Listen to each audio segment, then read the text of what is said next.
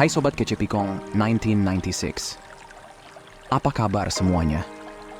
Oke, sekarang mungkin topik soal jadi sumber kedamaian buat pasangan kadang bisa bikin kesel atau bikin orang ngerasa nggak adil. Biasanya, banyak yang reaksinya kayak, kenapa aku harus jadi damainya dia?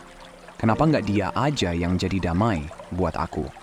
Dan jujur, kita semua setuju banget. Kedamaian itu harus dua arah. Nggak bisa cuma salah satunya yang usaha. Nah, buat pembahasan hari ini, kita mau fokus ke hal-hal yang bisa kamu kontrol, yang bisa bikin hidup, dan hubungan kamu lebih baik. Plus, kamu juga harus ngerti, jadi sumber damai buat pasangan itu sebenarnya bisa jadi cara buat ngeliat siapa yang pantas buat kamu dan siapa yang enggak. Kenapa? Karena kalau kamu udah kasih yang terbaik, kasih energi positif, tapi dia nggak appreciate, atau nggak respect sama usaha kamu, ya tandanya dia mungkin nggak layak buat dilanjutin. Tapi kalau dia benar-benar menghargai, berarti kalian udah satu level. Sebaliknya juga, kalau kamu nggak kasih effort maksimal, malah yang ada ini bakal bikin susah buat tahu siapa yang worth it, siapa yang enggak. Simpelnya tuh gini, kamu nggak bisa lawan hal-hal negatif pakai hal-hal negatif juga. Kamu ngerti maksudnya kan? Kamu harus jadi positif buat ngusir hal negatif itu. Jadi, dengan kamu mulai dari diri sendiri dan jadi sumber damai, itu bakal bikin kamu lebih gampang buat lihat siapa yang benar-benar layak. Oke, sekarang mari kita bahas gimana sih caranya jadi sumber kedamaian buat pasangan. Hal pertama yang penting adalah menyambut pasangan dengan kasih sayang. Kita sering lihat pasangan di mana salah satu pulang entah itu habis kerja atau perjalanan jauh lainnya, tapi nggak ada ciuman, pelukan, atau sentuhan hangat. Kadang orang mikir, kenapa harus aku yang mulai? Kenapa nggak dia aja dulu? Tapi gini loh, kita fokus ke apa yang bisa kita kontrol. Coba tanya ke diri sendiri, apakah aku menyambut dia dengan kasih sayang? Apakah aku memberikan energi positif? Ini bukan soal bikin dia tertarik, tapi menunjukkan kalau kamu senang melihat dia dan menghargai kehadirannya. Pikirkan gimana rasanya kalau kamu disambut dengan pelukan dan kasih sayang dibanding keluhan. Kadang kita nggak nyambut pasangan dengan hangat karena sibuk dengan masalah sendiri.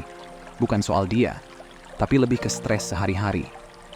Jadi, penting buat kita mengelola perasaan supaya nggak bawa energi negatif ke hubungan. Sekarang, coba pikirkan gimana cara kamu bisa mulai menyambut dia dengan kasih sayang. Entah itu pelukan, ciuman, atau sekadar kata manis. Dan pastikan sesuai dengan kebutuhannya. Tiap orang beda, jadi komunikasi itu kunci. Kalau kamu nggak terbiasa menunjukkan kasih sayang, mulailah pelan-pelan. Ini soal membangun kebiasaan. Yang penting, konsisten dalam memberikan sambutan yang hangat dan penuh cinta. Oke, mari kita lanjut ke poin kedua. Cara berikutnya untuk jadi sumber damai bagi pasangan adalah paham kapan dan gimana cara komunikasi yang tepat. Ini penting banget, bahkan mungkin yang paling penting. Banyak hubungan yang rusak karena komunikasi yang enggak sehat. Bukan cuma soal kurang komunikasi, tapi lebih ke cara kita bicara dan waktu yang tepat untuk mengungkapkan masalah. Salah satu masalah besar dalam hubungan adalah egoisme emosional.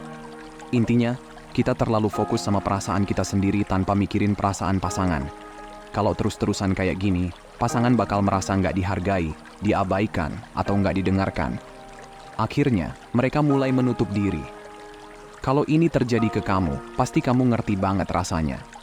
Frustasi, bikin stres, dan bakal ngerusak hubungan. Jadi penting banget buat nggak terjebak dalam egoisme emosional ini. Memang, kita harus bisa mengungkapkan perasaan, tapi juga harus tahu caranya. Kalau kamu bilang, setiap kali aku coba bicara, dia nggak mau dengar. Ya, pertanyaannya, kenapa masih bertahan? Kalau kamu sudah coba komunikasi dengan positif dan penuh kasih sayang tapi dia nggak mau mendengarkan, mungkin saatnya buat mikir ulang tentang hubungan itu. Karena kalau dia nggak mau berubah, ya nggak ada yang bakal berubah. Balik lagi ke poin soal egoisme emosional, banyak pasangan yang secara nggak sadar menuangkan semua stres dan emosi negatif ke pasangan. Biasanya, kalau pasangan benar-benar sayang, dia bakal dengerin dan punya naluri buat memperbaiki masalah. Tapi, pasangan juga harus belajar buat nggak selalu fokus memperbaiki. Karena kadang yang kita butuhkan itu cuma mau didengarkan, dicintai, dan disupport. Masalahnya, setelah pasangan udah dengerin dan diskusi, Ada beberapa dari kita yang terus-terusan ngomongin masalah yang sama. Ini bukan lagi diskusi, tapi lebih ke berkubang dalam masalah. Dan itu melelahkan. Disinilah kamu perlu sadar kapan harus berhenti. Kalau pasangan udah dengerin dan memberikan waktu untuk kamu, hargai itu. Dan jangan terus-terusan mengulang masalah yang udah dibahas. Berkubang dalam masalah bisa bikin suasana jadi nggak damai. Karena lama-lama, pasangan bakal kehabisan energi buat terus-terusan dengerin hal yang sama. Ketika dia mulai lelah, kamu mungkin bakal marah karena ngerasa dia nggak peduli, padahal sebenarnya dia udah ngasih banyak perhatian sebelumnya. Jadi, kesimpulannya, belajar kapan dan gimana cara bicara itu penting. Nggak cuma soal apa yang kamu katakan, tapi juga bagaimana kamu mengatakannya. Ungkapkan perasaan dengan cara yang positif dan penuh kasih sayang. Juga, perhatikan waktu yang tepat untuk membahas masalah. Banyak orang suka bawa-bawa masalah di momen yang nggak tepat, misalnya pas lagi stres atau ada konflik lain. Ini bukan waktu yang baik buat bicara, karena dia udah dalam mode defensif dan nggak bakal bisa nerima dengan baik. Kalau kamu benar-benar pengen diskusi dengan sehat, coba bahas masalah di saat yang tenang atau tulis pesan teks. Dengan pesan teks ini, dia bisa punya waktu buat merenung dan memproses perasaannya dulu sebelum bicara lagi dengan kamu. Jadi, cara kamu menyampaikan sesuatu sangat berpengaruh kalau kamu pengen benar-benar membawa kedamaian dalam hubungan. Oke, sekarang kita masuk ke poin ketiga soal gimana jadi sumber kedamaian buat pasangan, yaitu memastikan dia dalam keadaan baik. Maksudnya adalah, kamu harus peka dan perhatian sama kebutuhan dan energinya. Kamu perlu tahu apa yang bisa bikin dia merasa didukung dan nggak tertekan. Ini penting banget, karena banyak pasangan yang sadar nggak sadar, sering merasa kurang diperhatikan. Contohnya, pasangan kamu sangat dekat sama ibunya. Kadang hal ini bisa jadi masalah kalau pasangan terlalu bergantung dan ibunya jadi punya pengaruh besar di hubungan. Tapi, ada pelajaran yang bisa diambil di sini. Perhatian yang diberikan ibu ke anaknya, seperti memastikan dia kenyang, nyaman, dan nggak stres, adalah hal yang sangat diinginkan pasangan dari kamu juga. Tapi, tentu aja dengan batasan yang sehat ya, tanpa membuat pasangan jadi anak mama. Banyak pasangan mengeluh kalau pasangannya bisa terlalu egois dalam hubungan. Mungkin bukan kamu, tapi mungkin teman-teman atau orang di sekitar kamu. Ada yang terlalu fokus sama diri mereka sendiri, dan kurang peduli sama pasangannya. Hal ini bisa bikin pasangan merasa lelah dan terkuras.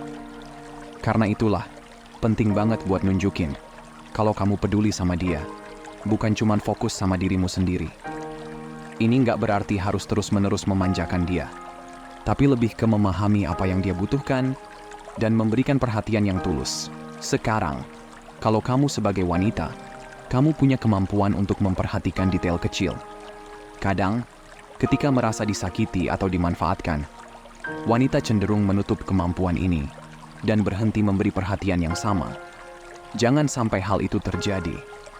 Kalau pria yang kamu kasih perhatian ternyata memanfaatkan kamu, ya dia bukan orang yang layak untuk diperjuangkan. Tapi jangan matikan sisi perhatianmu, karena pria yang tepat justru akan menghargai dan mencintai hal itu dari kamu. Jadi kunci di sini adalah tetap jadi diri kamu yang penuh perhatian dan kasih sayang, tapi jangan abaikan tanda-tanda kalau ada yang enggak beres. Kombinasikan keduanya, jadi sosok yang penuh cinta, tapi juga peka dan enggak menutup mata terhadap kesalahan. Dengan cara ini, kamu bisa menciptakan hubungan yang lebih kuat dan sehat. Oke, lanjut lagi ya. Cara berikutnya buat jadi sumber kedamaian bagi pasangan adalah dengan menebarkan energi positif. Simpelnya, energi positif bawa kedamaian, energi negatif bawa stres. Sesederhana itu. Kalau seseorang terus-terusan harus berurusan dengan pasangan yang negatif, itu cuma bikin hubungan penuh tekanan dan berantakan. Mungkin ada yang mikir, tapi kan ada banyak orang yang tetap bertahan atau bahkan nikah sama pasangan yang negatif. Ya, bisa jadi, tapi bisa dipastikan hampir 100% hubungan mereka nggak sehat dan penuh racun. Mungkin ada hal yang belum selesai dalam diri orang itu, sehingga dia merasa nyaman dengan situasi seperti itu. Jadi, jangan pakai contoh itu buat ngebuktiin kalau bersikap negatif tetap bisa bikin hubungan bertahan. Iya, mungkin bisa punya hubungannya bertahan. Tapi apakah itu hubungan yang bahagia? Enggak, kan? Apa itu hubungan yang mau kamu jalani seumur hidup? Gak kan? Lebih penting lagi, kenapa kamu mau terus-terusan berada di energi negatif? Ini gak baik buat diri kamu sendiri. Ingat, jadi sumber kedamaian buat orang lain dimulai dari jadi damai untuk diri sendiri. Ini tentang kebaikan buat kamu dulu, baru nanti dampaknya ke orang lain. Kalau kamu merasa sulit buat jadi positif, itu tanda besar ada luka masa lalu atau trauma yang belum sembuh. Itu artinya kamu butuh semacam detox emosional buat membersihkan semua rasa negatif yang terpendam. Proses penyembuhan inilah yang nantinya bikin semua hal yang kita bahas jadi lebih mudah buat dilakukan. Begitu energi negatif dibuang, semua yang positif akan jadi lebih alami buat kamu. Jadi, kalau ada hal-hal yang kita bilang tadi bikin kamu ngerasa nggak nyaman, itu tanda ada yang perlu dibereskan dalam diri. Jangan cuma bilang, ya, begini aja diri aku. Atau, dia harus terima sisi negatif aku. Nggak salah sih emang. Tapi kalau terus-terusan begitu, lama-lama pasanganmu bakal capek juga. Dan harusnya ada sesuatu yang harus diperbaiki. Nggak perlu malu atau merasa bersalah. Justru, akui dan mulai perjalanan penyembuhan itu. Entah lewat terapis atau konseling sama psikolog. Oke. Jadi poin berikutnya soal gimana jadi sumber kedamaian buat pasangan adalah tunjukin apresiasi. Ini penting banget, percaya deh. Banyak orang mungkin nggak sadar seberapa sering pasangan merasa nggak dihargai, baik dalam hubungan maupun proses kencan. Kadang pasangan udah berusaha, tapi seringkali nggak diakui. Nah, ada dua alasan utama kenapa apresiasi ini sering kelewatan. Pertama, menunjukkan apresiasi butuh kerentanan.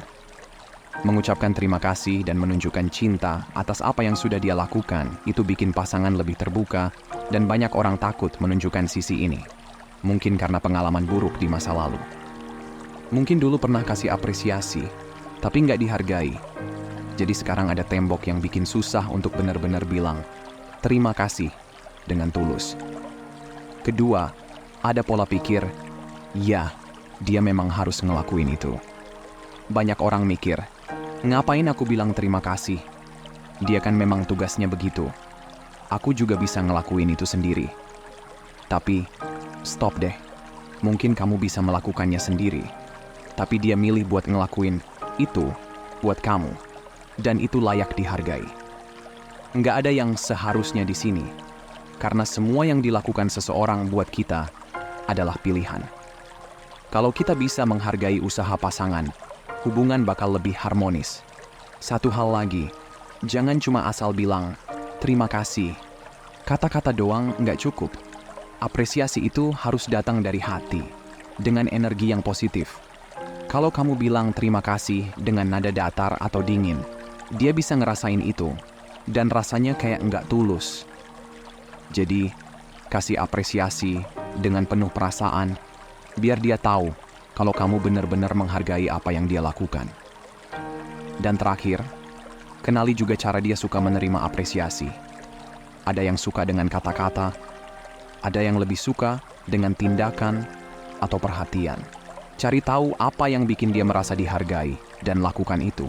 Apresiasi bisa menciptakan suasana yang lebih positif dan penuh cinta di hubungan kalian. Oke, sekarang lanjut ke poin berikutnya soal cara jadi sumber kedamaian bagi pasangan. Yaitu dengerin kata-katanya dan terima arahannya. Jangan salah paham ya, dengerin dulu, biar gue jelasin. Jadi gini, banyak orang nggak sadar kalau mereka sebenarnya kurang jago mendengarkan. Kadang, karena emosi atau perasaan sendiri, kita lebih fokus sama gimana perasaan kita saat mendengar kata-kata dia, daripada benar-benar memahami maksudnya. Jadi, penting banget buat benar-benar mendengarkan, bukan sekadar dengar terus langsung menafsirkan sendiri. Dengan begitu, kamu nggak akan cepat defensif atau salah paham, dan hubungan tetap damai. Sekarang soal menerima arahan, kita semua tahu, kamu adalah orang dewasa yang bisa ambil keputusan sendiri. Tapi kalau kamu terus-terusan menolak arahan atau saran pasangan yang sebenarnya nggak buruk, biasanya itu karena ego atau rasa takut untuk terlihat rentan. Padahal, menerima arahan selama itu masuk akal. Ini bisa membantu hubungan berjalan lebih mulus. Dan kalau saran dia beneran nggak masuk akal atau buruk, pertanyaannya, Kenapa masih bersama orang yang terus-terusan kasih arahan buruk?